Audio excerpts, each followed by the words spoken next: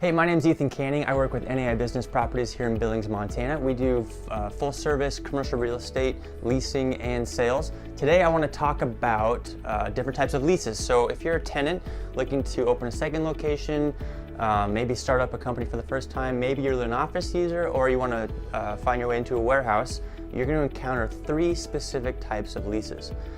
So today I wanted to touch on a little bit on each one of the three, so that as you look for space, navigate that process, and ultimately jump into a lease negotiation, you know what to expect and what these terms might be.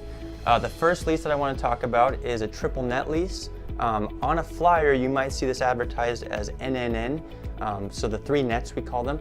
On the way that a triple net lease is set up is that you'll be paying a set price per month, which would be your base rent, and then on top of that, you're going to be paying CAM, or the triple nets, and then you're also paying utilities. So let's go back a little bit. So let's say your base rent's $2,000 per month. You're also paying CAM, or the triple nets. What that is the owner is passing through taxes, insurance, maintenance, and maybe some snow removal or landscaping costs in the form of CAM, and they'll boil that down on a flyer as a price per square foot.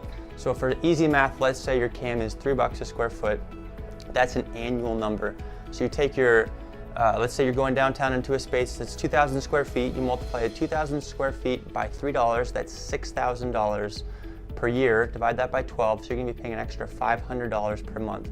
So now your payment is $2,000 per month base rent, plus $500 per month for CAM, and you're also paying utilities. You're paying the individually metered utilities, so typically this is gonna be gas and electric, and normally water and sewer is not going to be individually metered. Additionally, you'd have to pay for any kind of data, so phone, internet, anything else that you might need.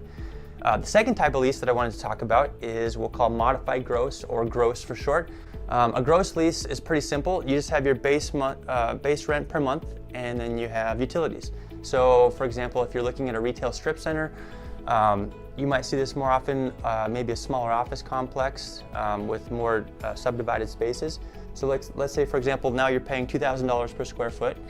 $2,000 per month for 2,000 square feet.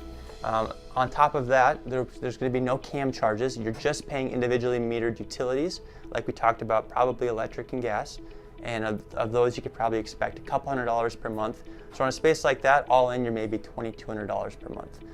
The last type of lease that I wanted to talk about, which is more common in a kind of a bigger multi-tier, multi-story office complex where it's hard to individually meter spaces, is called a full service lease. On these flyers, typically they'll do a good job advertising whether you're doing a triple net lease, a gross lease, or a full service lease. So for example, if we look at the KTVQ building downtown, or we look at the Oliver building or the 2718 Montana building, these are all going to have full service leases. The way a full service lease is basically the price that you see per month, that's all you pay. So the landlord has already they're going to cover taxes, insurance, maintenance, they're going to cover all your utilities, and so your price that you see includes everything that you need to pay except for data. So you're still going to have to cover any phone or internet charges you might have, but everything else is included.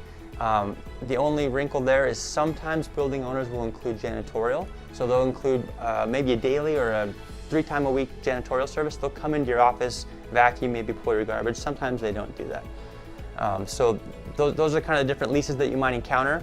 If you have questions on those, or you have questions calculating the price, certainly reach out to a commercial real estate agent like myself. There's a lot of good ones in town, and we can help you walk through the lease that you're looking at, the numbers, and help you really understand what am I paying per month and kind of what am I getting myself into.